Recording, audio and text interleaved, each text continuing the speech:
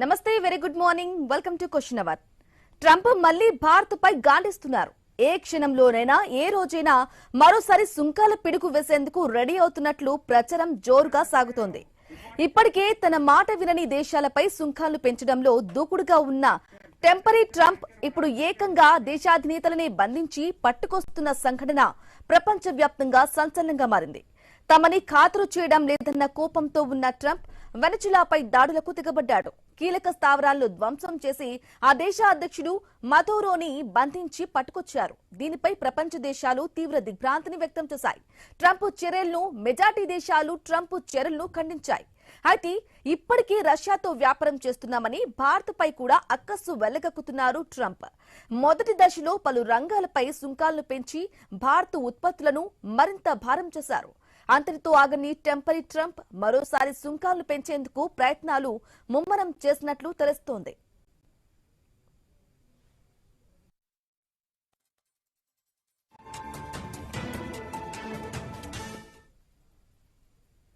ఇక ఇప్పటికే సోషల్ మీడియాలో ట్రంప్ ఆడియో వైరల్ అవుతోంది. పలు అంతర్జాతీయ మీడియా హౌస్లు కూడా ఆ కోణంలో స్టోరీలు రాస్తున్నాయి. ప్రధాని మోదీ బెస్ట్ ఫ్రెండ్ అంటూనే తాను సంతోషంగా లేనని ఆయనకు తెలుసంటున్నారు. రష్యాతో వ్యాపారం కొనసాగిస్తే మరిన్ని సుంకాల పెంపుకు చాలా వేగం పెంచాల్సి ఉంటుందని అంటున్నారు ట్రంప్. ఇక రష్యా ఆయిల్ విషయంలో భారత్ మాకు సాయం చేయకపోతే అమెరికా సుంకాలు పెంచుతుందంటున్నారు. What he did with India is the chief reason India is now buying substantially less Russian oil. So I hope we pass this bill soon. And after this, they wanted to make me happy, basically. He wanted to. Modi's a very good man. Yes. He's a good guy. He knew I was not happy, and it was important to make me happy. They do trade, and we can raise tariffs on them very quickly, and it would be very bad for them. All of us say you told me you weren't very thrilled. And I'll tell you something, the Russian economy is lousy. But what's really lousy is the Venezuelan economy. The Venezuelan economy is, I think, the worst economy I've ever seen. If you look at inflation, things are doubling every day. It's a disaster. We got to fix the country fast. what he did with India. ఇక ఇప్పుడు ఈ రెండు వ్యాఖ్యలు దేశాల మధ్య మరింత దూరం పెంచే అవకాశం ఉందంటున్నారు వాణిజ్య వర్గాలు. ఇప్పటికే పెంచిన సుంకాలపై భారత్ ఎలాంటి స్పందన లేకుండా పట్టనట్లుగా వ్యవహరించింది. ట్రంప్ సుంకాల హెచ్చరికలను ఖాతరు చేయకుండా రష్యా నుంచి ఆయిల్ సరఫరాను మాత్రం ఆపలేదు. ఇదే ఇప్పుడు ట్రంప్ కి గిట్టడం లేదు. ఎలాగైనా భారత్ ని తమ దారిలోకి తెచ్చుకునేందుకు పడరాని పాట్లు పడుతున్నారు. దారిలోకి తెచ్చుకునేందుకు మరిన్ని సుంకాలు పెంచేందుకు ప్రయత్నాలు జరుగుతున్నట్లు తెలుస్తోంది.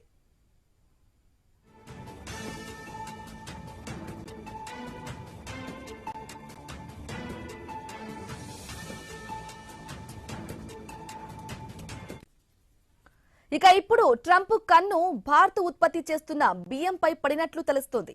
అమెరికన్ రైతుల నుంచి వస్తున్న ఫిర్యాదుల మేరకు ట్రంప్ సర్కార్ భారత బియ్యం, కెనడియన్ ఎరువులతో సహా వ్యవసాయ దిగుమతులపై కొత్తగా సుంకాలు విధించే అవకాశం ఉన్నట్టు తెలుస్తోంది. భారత్ తక్కువ ధరలకే బియ్యాన్ని దిగుమతి చేస్తున్నారని అక్కడి రైతుల వాదన. దీన్ని దృష్టిలో పెట్టుకుని మరో కోపానికి తెగబడుతున్నారు ట్రంప్. ఇక ఇప్పటికీ ఆక్వా రైతును ముంచిన ట్రంప్ ఇప్పుడు బియ్యం ఉత్పత్తి చేస్తున్న అన్నదాతలపై పిడుగుపడే ఛాన్స్ ఉందంటున్నారు. అయితే ట్రంప్ ఏ ఉత్పత్తులపై సుంకాలు పెంచబోతున్నారు? ఏ మేరకు సుంకాలు పెంచి నష్టం కలిగిస్తారు? సుంకాలే కాకుండా మరో రకమైన ట్రీట్మెంట్ ఏదైనా ఉందా? వెనజులాను కట్టడి చేసినట్లు భారత్ ను చేస్తారా? భారత్తో మరో కయ్యానికి ట్రంప్ సిద్ధమయ్యారా? ఇక భారత్ ముందు ఉన్న ప్రత్యామ్నాయాలు ఏంటి? భారత రైతులకు ఎలా భరోసా ఇస్తుంది? అలాగే అమెరికా హెచ్చరికలకు మోదీ బెండ్ అవుతారా? రైట్ గా ఈ విషయానికి సంబంధించి మనకి ఇద్దరు గెస్టులు ఉన్నారు. పెండపాటి పుల్లారావు గారు విశ్లేషకులు, అలాగే అంద్య సత్యం గారు రాజకీయ విశ్లేషకులు మనకు లైవ్ లో అందుబాటులో ఉన్నారు. Sir good morning sir. Andyam Satyam గారు నమస్కారం అండి. గుడ్ మార్నింగ్ అండి. ఎస్ చెప్పండి. అమెరికా ట్రంప్ అయితే మరో బాంబు అయితే పేల్చారు. మరో షాకింగ్ న్యూస్ అయితే, అంటే వార్నింగ్ ఇస్తున్నాను ఇండియాకి అని చెప్పి చెప్తున్నారు. మోదీ స్నేహితుడు అంటూనే మరోసారి వార్నింగ్ ఇస్తున్నాను అని చెప్తున్నారు. ఏ విధంగా చూసుకోవాలి ఆయన హెచ్చరికలు? అలాగే ఆయన హెచ్చరికల వెనక అసలు ఉద్దేశం ఏమనుకోవాలి? ఒత్తిడిలోకి భారత్ ను తీసుకురావాలనుకుంటున్నారా, లేదంటే ఇతర ఏదైనా వ్యూహం ప్లాన్ చేస్తున్నారనుకోవాలా? గతంలో అమెరికాని కమ్యూనిస్ట్ దేశాలు కమ్యూనిస్టులు మాత్రమే ఇంపీరియలిజం అనేవాళ్ళు. ఇప్పుడు మామూలు వాళ్ళు కూడా అనే స్థితి వచ్చింది ట్రంప్ యొక్క యాక్షన్స్ చూసి. ఇవాళ వెనిజులా మీద డెమోక్రసీ కోసం దాడి చేసిన, లేకపోతే నియంత నివారించడానికి లేదా డ్రగ్స్ అరికట్టడానికి అని అన్నాడు. కానీ వాళ్ళ దేశంలోనే మాజీ ఉపాధ్యక్షుడు కమలా హరీష్ ఆయిల్ కోసమే దాడి చేసిందని చెప్పింది. అట్లాగే న్యూయార్క్ మమ్దాని కూడా అదే మాట అన్నాడు. ఇంటర్నేషనల్ లాస్ని ఇవాళ ధ్వంసం చేసి ఇటువంటిది చేశారు, ఏ డెమోక్రటిక్ కంట్రీ కూడా ఇది కరెక్ట్గానే అనదు అని చెప్పేసి ఆయన కూడా స్టేట్మెంట్ ఇచ్చాడు. తర్వాత చాలా లాటిన్ అమెరికా దేశాలు, మిగతా దేశాలు ఎట్లా రష్యా, చైనా, క్యూబా ఇటువంటి దేశాలు ఖండించినాయి అనుకోండి. మన దేశం అవకాశవాదంగా మాట్లాడింది. అంటే డెమోక్రటిక్గా పరిష్కరించుకోవాలి, చర్చ ద్వారా పరిష్కరించుకోవాలి అనే తప్ప వెనిజులా సమస్యని అమెరికా అట్లా చేయటం కరెక్ట్ కాదనే మాట అనలేదు. మనం ఎంత నసికినా దరిదాపు గత 10 ఏళ్లుగా మనకు మన అవసరాల రీత్యా కానీ, ఇంటర్నేషనల్ ట్రేడ్ ఆర్డర్ దృష్ట్యా కానీ అమెరికాతో సఖ్యతగా ఉంటున్నాం. కొన్ని భ్రమలు కూడా పెంచుకున్నాం. కానీ మొన్న పాకిస్తాను మనకు వచ్చిన వైరుధ్యంతో ఆ భ్రమలు తొలగిపోయినాయి అమెరికా వైఖరితోటి. ఇప్పుడు భారతదేశాన్ని కూడా తన కొరడాతోటి చులిపిస్తున్నాడు. గతంలోనే జనరల్గా ఇప్పుడు అమలు జరుపుతున్నటువంటి టారిఫ్లు 50% ఉన్నాయి భారతదేశం ఇంపోర్ట్స్ మీద. 10% బేస్ లైన్ టారిఫ్స్ ఉన్నాయి. ఒక 15% మ్యూచువల్ టారిఫ్స్ ఉన్నాయి. ఒక 25% రష్యా నుంచి ఆయిల్ దిగుమతి చేసుకుంటున్నారని చెప్పేసి ఆగస్టు 27 నుంచి మరొక 25%, 50% విధిస్తున్నారు. ఇలా విధించడం వల్ల మన దరిదాపు మన ఎగుమతులు ఒక $50 బిలియన్ ఎగుమతులు ఇవాళ ఇన్ఫ్లుయెన్స్ అయ్యేటువంటి స్థితి ఉన్నాయి. మన ఎగుమతులు $43 బిలియన్ అయితే, మన $86 బిలియన్ అయితే మన దిగుమతులు $43 బిలియన్. మనం సర్ప్లస్ ఉన్న దాని మేరకు దరిదాపు 43 నుంచి $50 బిలియన్ అవి ఎఫెక్ట్ అవుతున్నాయి. ఇది కొనసాగుతూ ఉన్నటువంటి క్రమంలోనే కొన్ని పోటీపడి నెగ్గుకొస్తున్నాయి. ఉదాహరణకు శ్రింప్స్ ఉన్నాయి, అంటే రొయ్యలు ఉన్నాయి. రొయ్యలు 53% తోటి ఎగుమతి చేస్తున్నాం. అయినా ప్రపంచంలో అమెరికా మార్కెట్ నుంచి వచ్చే వార్తలు ఏమిటంటే ప్రపంచంలో ఏ రొయ్యలు కూడా మన రొయ్యలు అంత క్వాలిటీ లేవు. కాబట్టి 53% టారిఫ్లు ఉన్నా మన ఎగుమతులు పెరుగుతూనే ఉన్నాయి, రొయ్యల ఎగుమతులు తగ్గలేదు అనేటువంటి రిపోర్ట్స్ వచ్చాయి. అట్లాగే ఇంకా కొన్ని వస్తువులు తర్వాత మనం మల్టీ లెవెల్ ఇతర దేశాలతోటి కొన్ని కొత్త మార్కెట్లు అనుకోవటం, అట్లా కొన్ని ప్రత్యామ్నాయాలు చూడటం, ఇట్లా అటు తంటాలు పడుతున్నాం.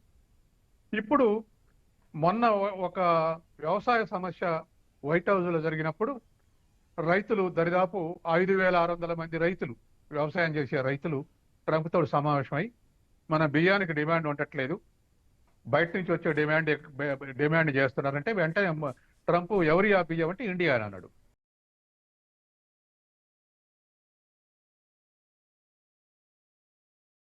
ఇటువంటి అగ్రెసివ్నెస్ ఇట్లా ప్రతి దేశాన్ని గతంలో ఎలక్టెడ్ గవర్నమెంట్స్ ని, పాకిస్తాన్ లో ఇమ్రాన్ ఖాన్ ని కూలదోసింది ట్రంప్ ప్రోత్సాహంతో కూలదోశారు. ఇవాళ బంగ్లాదేశ్ లో హసీన్ ని రాకుండా చేసి భారతదేశం మీద ఎగనిస్ట్ ఎక్కుపెట్టి ఇవాళ బంగ్లాదేశ్ ఉద్యమం నడుపుతున్నారు. గతంలో లిబియా చూసినా, లేకపోతే ఇరాక్ చూసినా, ఇప్పుడు ఇరాన్ ని చూసినా పెట్రోల్ ఆయిల్ ఉన్నటువంటి ప్రతిదాన్ని విధ్వంసం చేసి తన చేతుల్లో పెట్టుకొని ఇంటర్నేషనల్ పెట్రోల్ మొత్తం తన చేతుల్లో ఉంచుకొని తనే పరిపాలించి, లేదా తనకు అనుసంధానంలో ఉండేటువంటి వాళ్ళని ప్రతిష్ఠించి ఈ వరల్డ్ ఆర్డర్ని నడపాలని చూస్తున్నారు. మన రష్యా నుంచి డైలీ 3 మిలియన్ బ్యారెల్స్ మనం దిగుమతి చేసుకునే వాళ్ళం గతంలో. ఆయన హెచ్చరికలు చేసిన తర్వాత బయలాటరల్ అగ్రిమెంట్ కుదరబోతుందన్న తర్వాత ఇవాళ రోజుకు 1.6 మిలియన్ బ్యారెల్స్ మాత్రమే దిగుమతి చేసుకుంటున్నాం మనం. కాబట్టి తగ్గినాయి. నా మాట విన్నాడు, నాకు రెస్పెక్ట్ ఇచ్చారని కూడా ఆయన ఈ హిమ్సెల్ఫ్ స్టేటెడ్ దట్. కాబట్టి అట్లా అన్న తర్వాత కూడా ఇవాళ మళ్ళీ ఇంకా మీరు దిగుమతి అసలే మానేయకపోతే పెంచుకుంటే అసలే మానేయటం ఎవరి వల్ల కాదు. నెమ్మదిగా తగ్గించుకుంటూ వస్తారు. ఆల్టర్నేటివ్, ఎందుకంటే ఇవాళ మనం అంటే మోడీ లొంగకపోవడం వల్ల ఇలాంటి వార్నింగ్లు, సుంకాల పేరుతో బెదిరింపులు కూడా పాల్పడుతున్నారు అనుకో. ఖచ్చితంగా. ఎందుకంటే ఇవాళ మనం నెమ్మదిగా రియాక్ట్ అవుతున్నాం. ఆయనకు భయపడి గజ వణికి నిర్ణయాలు తీసుకోవట్లేదు. నెమ్మదిగా రీట్రీట్ అవుతున్నాం, ఆయన రెస్పెక్ట్ ఇస్తున్నాం. ఎందుకంటే బయలాటరల్ అగ్రిమెంట్ కుదరబోతుంది. ఇప్పుడు మనం దాన్ని మనం ఎందుకు వయోలేట్ చేయటం అని చెప్పేసి రష్యా నుంచి దిగుమతిని హాఫ్కు తగ్గించుకున్నాం. అయినప్పటికీ కూడా ఇంకా అగ్రెసివ్ గా మాట్లాడుతున్నారంటే ఇది ఖచ్చితంగా ఇవాళ మనకన్నా ఎక్కువ దరిదాపు 3 మిలియన్ బ్యారెల్స్ చైనా దిగుమతి చేసుకుంటుంది రష్యా నుంచి. చైనాని ఏం అనలేకపోతుండు, 30% టారిఫ్ దగ్గర ఆగిండు. తర్వాత ఇరాన్ నుంచి దిగుమతి చేసుకుంటుంది, వెనిజులా నుంచి దిగుమతి చేసుకుంటుంది చైనా. కాబట్టి మన బలహీనత అనుకోవాలా, లేక మనం తేలికగా లొంగిపోతాం అనుకోవాలా, లేదా పూర్తిగా అగ్రెసివ్గా పోతే వీళ్ళు రష్యా చైనాతో కలిసిపోతారు, అందుకని అడుగాకుండా ఇటు కాకుండా చేయాలనుకుంటున్నాడా అనేటటువంటి మనం రోజు ఆలోచిస్తున్నాం. తర్వాత మనం చాలా బ్యాలెన్స్ గా యాక్ట్ చేస్తున్నాం. అమెరికా బెదిరించినా బెదరట్లేదు, మన దేశం దగ్గర రావట్లేదు. మన ఓన్ కన్సెన్సెస్, తర్వాత మన అవసరాలు, ఫ్యూచర్, వీటన్నిటి తీసుకుని డెసిషన్ తీసుకుంటున్నాం. అయినా ఇవాళ ట్రంప్ అట్లా అగ్రెసివ్ గా వార్నింగ్ ఇవ్వటం అనేటువంటిది దరిదాపు ఇవాళ ఎప్పటి నుంచో ఒక విమర్శలు ఉంది, అమెరికా ప్రపంచ పోలీసు లాగా వ్యవహరిస్తుందని. అదే పద్ధతిలో అది ఆ మాటని ట్రూత్ చేసేందుకు, నిజం చేసేందుకు ఇవాళ ట్రంప్ బిహేవియర్ మనకు అవుపడుతుంది. ఓకే అంది సత్యం గారు. అలాగే మనతో పాటు లైవ్ లో జాయిన్ అయ్యారు డాక్టర్ పెంటపాటి పుల్లారావు గారు, ప్రముఖ విశ్లేషకులు. నమస్కారం అండి పెంటపాటి పుల్లారావు గారు. నమస్కారం. ఎస్, ట్రంప్ అంటే 50% సుంకాలు ఇప్పటికే విధించారు, అయినప్పటికీ కూడా మోదీ స్నేహితుడు అంటూనే వార్నింగ్ ఇస్తున్నారు. ఏ విధంగా చూసుకోవాలి? అలాగే అమెరికా మార్కెట్ భారత్కేమో అవసరమే, కానీ మరి భారత్ లేకుండా అమెరికా కూడా ముందుకు వెళ్ళగలదంటారా మార్కెట్ పరంగా? ఒకటి, మనం ట్రంప్ చెప్పింది ఇందాక సత్యం గారు మాట్లాడినంతా విన్నా, గ్రేట్ రెస్పెక్ట్ ఫర్ హిమ్, దానికి ఏమీ డౌట్ లేదు. ఒకటి, మన ట్రంప్ వార్నింగ్ ఇచ్చాడు ఆల్రెడీ. ఆయన చెప్పినట్టుగా ఆయిల్ తప్పిస్తున్నాం. అదే రాను రాను ఏదో ఈ వారం 10 రోజుల్లో రష్యాతో డీల్ అవుతుంది, యుక్రెయిన్ మీద తప్పకుండా అవుతుంది. ఇప్పుడు కూడా వార్నింగ్ ఎంత, మనకే కాదు మెసేజ్, రష్యాకు కూడా వార్నింగ్ ఇస్తున్నాడు. నిన్న చైనాకి పెద్ద దెబ్బ కొట్టేది కదా, వెనజువేలాలో ఆ ప్రెసిడెంట్ తీసేస్తే మనకేం పోయింది? వెనజువేలా మదూరో మనతో ఉన్నారా? ఆ ప్రెసిడెంట్ అది మనతో ఉన్నారా? ఆ కశ్మీర్ ఆ గొడవలన్నీ జరిగినప్పుడు మనకేమన్నా మాట చెప్పాడా? మొన్న ఏం చెప్పలేదే. అటు గొడవ వాడిది. ఇరాన్తో యాక్సెస్, చైనాతో యాక్సెస్, రష్యాతో యాక్సెస్. ఈవేళ ట్రంప్ చెప్తాడు, మనం చేసే పని మనం చేస్తున్నాం, అతను ఇలా చేయకూడదు అలా చేయకూడదు అంటూ కష్టంగా వాడు ఇష్టం వచ్చింది చేసుకుంటాడు. ఒకటి. రెండు, మనం అనుకోకుండా న్యూ ఇయర్ గిఫ్ట్ ఇచ్చాడు మనకు ట్రంప్. ఇవాళ ఇంటర్నేషనల్ మార్కెట్, నేను గబాబా ఏదో గూగుల్ చూసి చెప్పట్లేదు, నా జ్ఞాపకం మీద చెప్తున్నా, కరెక్ట్, $81 బ్యారెల్. రోజుగా 6 లక్షల బ్యారెల్స్ మనం నింపుతున్నాం. గత సంవత్సరం బట్టి $20 పెరిగింది ధర. అందువల్లే మన రూపాయి వాల్యూ పడిపోయింది. వెనజువేలా ఇంకో 2 మిలియన్ బ్యారెల్స్ పర్ డే ఒక నెలలో వస్తుంది మార్కెట్లోకి. ఈ $81 60 అవుతుందా నేను చూస్తున్నా. భారతదేశానికి $1 ప్రైస్ బ్యారెల్కి తగ్గితే సంవత్సరానికి 20,000 కోట్లు లాభం. 20,000 కోట్లు లాభం. చైనాకి ఏమైంది? అమెరికా ట్రంప్ ఏం చేశాడు? మొత్తం వెనజువేలాలో వాళ్ళ ఆయిల్ డీల్స్ బిలియన్స్ అప్పులు ఇచ్చాడు చైనా. ఏదో వీడు ఆయిల్ తీసిస్తాడని బిలియన్స్ ఇచ్చి గొడవ చేయమన్నారు. ఇవాళ అదంతా సున్నా అయిపోయిందా లేదా? చైనా మాట్లాడలేకపోతుంది. తర్వాత నెక్స్ట్ మన ప్రొఫెసర్ గారు చెప్పింది ఇరాన్, మనం కొంటలేదు ఇరాన్ నుంచి, కరెక్టే. నెక్స్ట్ వాళ్ళ మీద పడ్డాడు అనుకో, ఇరాన్ మీద ఆయిల్ $50-40 అవుతుంది బ్యారెల్. నీకేం కావాలి? ఏదో స్టేట్మెంట్స్ నేను వైజాగ్ బీచ్ మీద ఇచ్చినట్టుగా ఇస్తారా? లేకపోతే ఎకానమీ మీ రూపాయి వాల్యూ 90-91 అయింది, 86-87 అవుతే మంచిది కదా. టెన్షన్ మనకు తగ్గిపోతుంది. మనకి ట్రంప్ ఏంటి వార్నింగ్ ఇచ్చాడు, పెంచుతాడా? పెంచడు, ఈ నెల పెంచడు. ఎందుకంటే డీల్ జరుగుతూ ఉన్నది, రష్యాతో అగ్రిమెంట్ వస్తుంది. రష్యాకి ఇది వార్నింగ్. మనం ఎవరు చెప్పినట్టుగా, సత్యంగా చెప్పినట్టుగా తక్కువ కొంటున్నాం, చాలా తగ్గిపోయింది. రష్యా ప్రైస్ కూడా మార్కెట్కి రష్యన్ ప్రైస్కి పెద్ద తేడా లేదు. ఈవేళ వెనజువేలా రేపు కాదు, ఒక వారం రోజుల్లో చూద్దాం.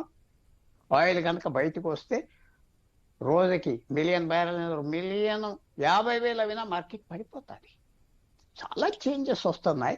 మనం చేసిన పనేం కాదు, మనం ఇక్కడ కూర్చున్నాం, ఒక లాటరీ వచ్చింది. సో ట్రంప్ అన్న మాటలకి ప్రతిదానికి మనం పట్టుదలగా వెళ్తే మనకి ఏమున్నది, వాళ్ళ మీద మనకు ఒకటే లెవరేజ్ ఉన్నది. మీరు అడిగారు మనం లేకపోతే 50 అయిపోతాం అని.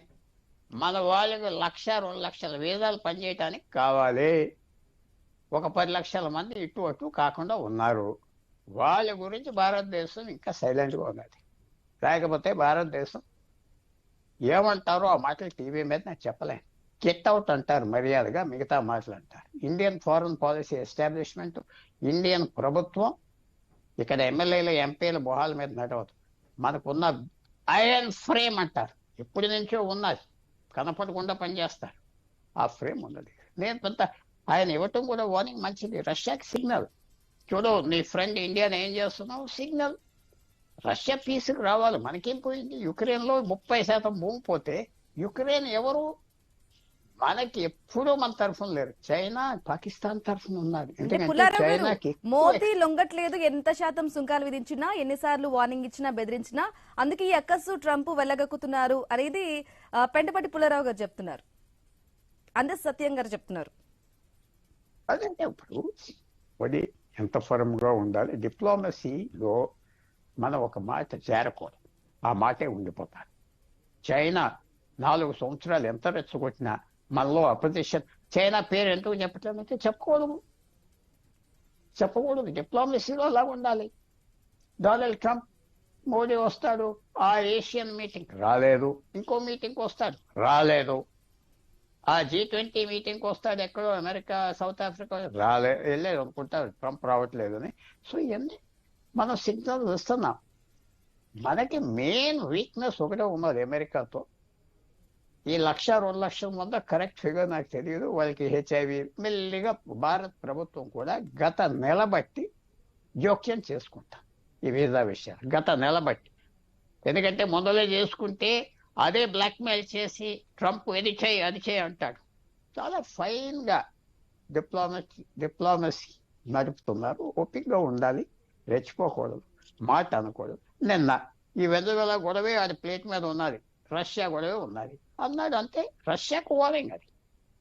ఆ స్టేట్మెంట్ తీసుకెళ్లి మన ఫారెన్ మినిస్టర్ ఏం చేస్తారు, మన ఫారెన్ మినిస్ట్రీ రష్యన్ ఫారెన్ మినిస్ట్రీకి పంపించి చూడవయ్యా ఇలా చేస్తున్నాడు మమ్మల్ని, నువ్వేదో చేయని చెప్తారు. ఇవాళ మెసేజ్ వెళ్తారు, చాలా ప్రెషర్ మా మీద వచ్చేస్తుందని చెప్పుకుంటా.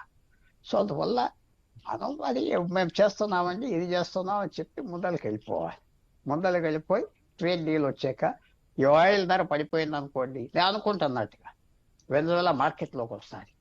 ఇంకో $2 మిలియన్ 2 మిలియన్ బ్యారెల్ మార్కెట్లోకి వస్తే ప్రపంచంలో ఇంకో 3% ఆయిల్ ఒక్కరోజే వచ్చినట్టు వచ్చి ప్రైసెస్ డబుల్ అయిపోతాయి. $1 ధర తగ్గితే దాదాపు 20,000 కోట్లు ఫారెన్ ఎక్స్చేంజ్ లాభం. మనకు కొనక్కర్లేదు ఫారెన్ ఎక్స్చేంజ్, అందువల్లే రూపాయి వాల్యూ పడిపోతుంది. సో మంచి జరుగుతుందని నేను అనుకుంటున్నా.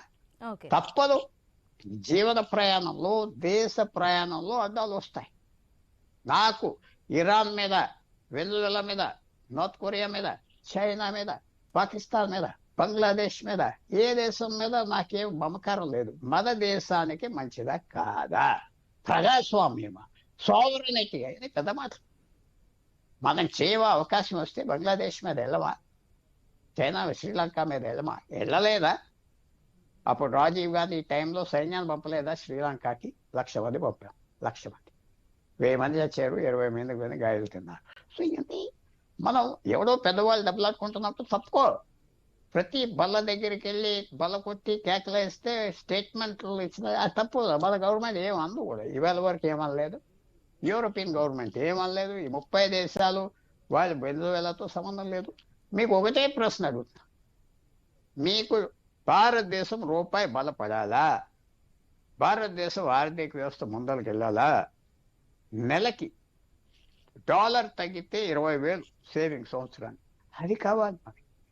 ఓకే, ఇదే అడుగుదాం. అందే సత్యం గారు ఉన్నారు, మాట్లాడదాం. అందే సత్యం గారు. సారీ ఎక్కువ టైం తీసుకుందా? లేదు, ఓకే అండి. అనిల్ సత్యం గారు మీరు చెప్పండి, డాలర్ విలువ చెప్పండి. తగ్గాల, మన రూపాయి విలువ పెరగాలి అంటే కనుక మనం కాసేపు సైలెంట్ గా ఉంటే మంచిది, ట్రంప్ ఎంత రెచ్చగొట్టినా ఏం కాదు అనేది పెంటపాటి గారు చెప్తున్నారు, మీరేమంటారు? ఇప్పుడు వెంటపాటి పుల్లారావు గారు మేమిద్దరం మ్యూచువల్ రెస్పెక్ట్ ఉన్న వాళ్ళం. వారు అన్నారు కాబట్టి నేను చెప్పడం కాకుండా నా ఒపీనియన్ ఏమిటంటే, ఇప్పటికీ రష్యా నుంచి వచ్చేటువంటి ఆయిల్కు అమెరికా నుంచి అంతకన్నా ఎక్కువ దిగుమతి చేసుకుంటున్నాం. అమెరికా నుంచి రోజుకు 3 మిలియన్ బ్యారెల్స్ దిగుమతి చేసుకుంటే రష్యా నుంచి 1.6 చేసుకుంటున్నాం. ఈ రెండింటి మధ్య తేడా బ్యారెల్కు $4 తేడా ఉంది. అమెరికా $4 ఎక్కువకు అమ్ముతుంది మనకు. రష్యాతోటి దిగుమతి చేసుకోవద్దని మన మీద ఆంక్షలు పెట్టి మనల్ని బెదిరించి అమెరికా నుంచి ఎక్కువగా ఉంటే ఆ ఎక్కువగా ఉన్నటువంటి దానికి వాళ్ళు తగ్గించి ఇవ్వట్లే. ఇది మనకున్నటువంటి ఎక్స్పీరియన్స్. ఈ రెండింటి మధ్య $4 తోటి దరిదాపు ప్రతి బ్యారెల్కు $400 తేడాతోటి వాళ్ళు మన అమెరికా నుంచి కొంటున్నాం. ఇది మనం నష్టపోతున్నటువంటి విషయం. ఇది ఎందుకు నష్టపోతున్నాం అంటే విశాలమైనటువంటి మార్కెట్ ప్రయోజనాల దృష్ట్యా, తర్వాత మన మార్కెట్ మనకు అమెరికానే గురువు కాదు. ఇప్పుడు అమెరికాకు మన ఎక్స్పోర్ట్స్ $86 బిలియన్ అయితే ఇంకా ఇతర దేశాలకు కూడా అటువంటి ఎక్స్పోర్ట్స్ ఉన్నాయి. పెద్ద మార్కెటే, డెమోక్రటిక్ కంట్రీ అంటున్నాం. ఇప్పుడు ఏ దేశంలో ఎదురు మాట్లాడటానికి వీల్లేదని చెప్పి అమెరికాలో ట్రంప్కు వ్యతిరేకంగా మాట్లాడితే విద్యార్థులు యూనివర్సిటీ నుంచి బహిష్కరించిండు, ఉద్యోగస్తులను బహిష్కరిస్తుండు, తను మాత్రం అది అమలు జరుపుతాడు, మిగతా దేశాల్లో భిన్న అభిప్రాయాలు ఉండొద్దు అంటున్నాడు. మనం ఇవాళ వెనిజులా విషయంలో కానీ, లేకపోతే ఇరాన్ విషయంలో కానీ, ఇరాక్ విషయంలో కానీ, ఇంకే విషయంలో కూడా మనం మాట్లాడకపోతే రేపు వరల్డ్ ఆర్డర్ దెబ్బతింటుంది.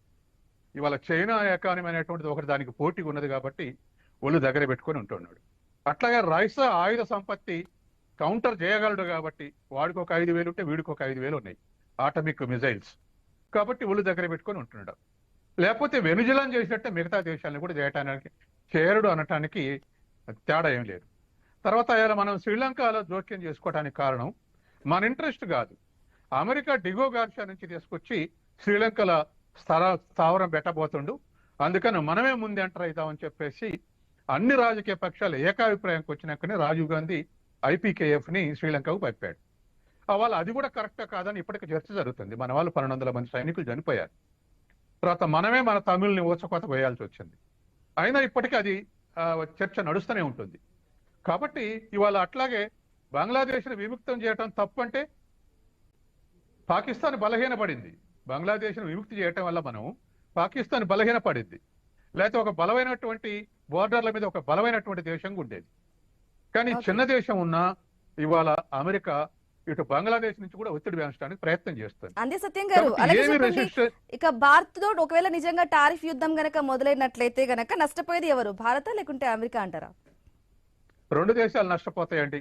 ఎందుకంటే మనకు ఇవాళ ఆయన ఎంత హెచ్చరిక చేసినా $86 బిలియన్ ఎగుమతుల్లో $40 బిలియన్ ఎగుమతుల మీద ఇప్పటికి కూడా మినిమం టారిఫ్సే ఉన్నాయి. ఎందుకంటే ఆ $40 బిలియన్ వస్తువులు, ప్రొడక్ట్స్ లేదా కమోడిటీస్ వాళ్ళకి అత్యవసరం. కాబట్టి వాళ్ళకి అత్యవసరమైన వాటిని ఈ టారిఫ్లతోటి వేధించడు, మిగతా వాటికి టారిఫ్లు వేస్తాడు. మనం అందుకే మోదీ గారు చెప్పారు కదా, మేక్ ఇన్ ఇండియా ప్రొడక్ట్స్ ని మాత్రమే వాడాలి, ఉత్పత్తుల్ని పెంచాలి అని చెప్పేసి కూడా చెప్తున్నాడు. ఆల్టర్నేటివ్ కన్జంప్షన్ లో తేడాది, కన్జంప్షన్ ప్యాటర్న్ మారటమే కాదు, వరల్డ్ మార్కెట్ లో కూడా ఆల్టర్నేటివ్ మార్కెట్స్ మనం ఆయన ట్రంప్ టారిఫ్స్ అన్న దగ్గర నుంచి గత ఏడాదిగా మనం సెర్చ్ చేస్తున్నాం. ఆ సెర్చింగ్ లోనే రష్యాతో పాటు రష్యాతో ఇంకో 5 దేశాలు ఉన్నాయి, EU అని, యురేషియన్ ఎకనామిక్ యూనియన్ ఉంది. వాళ్ళందరితోటి కూడా వాళ్ళ అగ్రిమెంట్ చేసుకోబోతున్నాం, చర్చలు జరుగుతున్నాయి. అంటే ఆల్టర్నేటివ్ మార్కెట్లు కూడా మనం ఏదో ఒక చైనా మీదనో, ఒక అమెరికా మీదనో, ఒక రష్యా మీదనో ఆధారపడి ఉండట్లేదు. మనం అనేకమైనటువంటి ఆల్టర్నేటివ్ చూసుకోగానే దొరకవు. దానికి ప్రయారిటైజేషన్ ఉండాలి, డొమెస్టిక్ డిమాండ్ కూడా పెంచాలి. దానికోసమే మోడీ డొమెస్టిక్ డిమాండ్ పెంచాలి, మన దేశ వస్తువులు మనమే డిమాండ్ చేయండి అని చెప్పేసి ఇవాళ మోడీ ఒక ప్రకటన ఇచ్చాడు. చైనా ఒక 6 ఏళ్ల కింద ఇది గమనించి అమెరికా అన్ని చోట్ల అడ్డం వస్తుందని చెప్పేసి వాళ్ళ ఉత్పత్తి వ్యూహాన్ని మార్చుకొని డొమెస్టిక్ ప్రొడక్షన్ కోసం ఎక్కువ ప్రియారిటీ ఇవ్వటం మొదలుపెట్టారు. కాబట్టి ప్రతి దేశం కూడా ఇవాళ అమెరికా అట్లా బిహేవ్ చేస్తే ప్రతి దేశం అట్లాగే EU కూడా 27 దేశాలు ఖండించినాయి టారిఫ్ తోటి బెదిరిస్తే ఫస్ట్ స్టాన్స్ లో.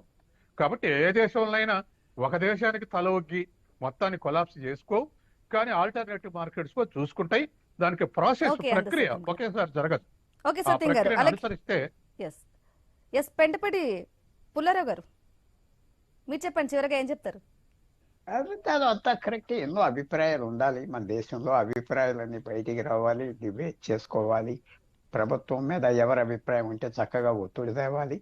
నేను ఎక్స్పెక్ట్ చేసేది, హోప్ చేసేది ఏంటంటే ఇరాన్ రెజిమెంట్ కూడా పోతే ఆయిల్ ఇంకో $10 తగ్గిపోతుంది బ్యారెల్ ఓకే భారతదేశానికి. తర్వాత ఇరాన్ ప్రభుత్వం పాకిస్తాన్కి డబ్బు ఇస్తుంది, సాయం చేస్తుంది, ఆయిల్ ఫ్రీగా ఇస్తుంది, ఓకే ఎన్నో చేస్తుంది. సో మంచి రోజులు వస్తాయి భారతదేశానికి అని భావిస్తాను. ఓకే రైట్ అండి. మనకు లైవ్ లో జాయిన్ అయినందుకు డాక్టర్ పెంటపాటి పుల్లారావు గారు అలాగే అందే సత్యం గారు థ్యాంక్ యూ అండి. రైట్ గా ఇది ఇవాళ క్వశ్చన్ అవర్. అప్డేట్స్ కంటిన్యూ అవుతాయి. మా కొలీగ్ వరలక్ష్మి అందిస్తారు. Stay with us.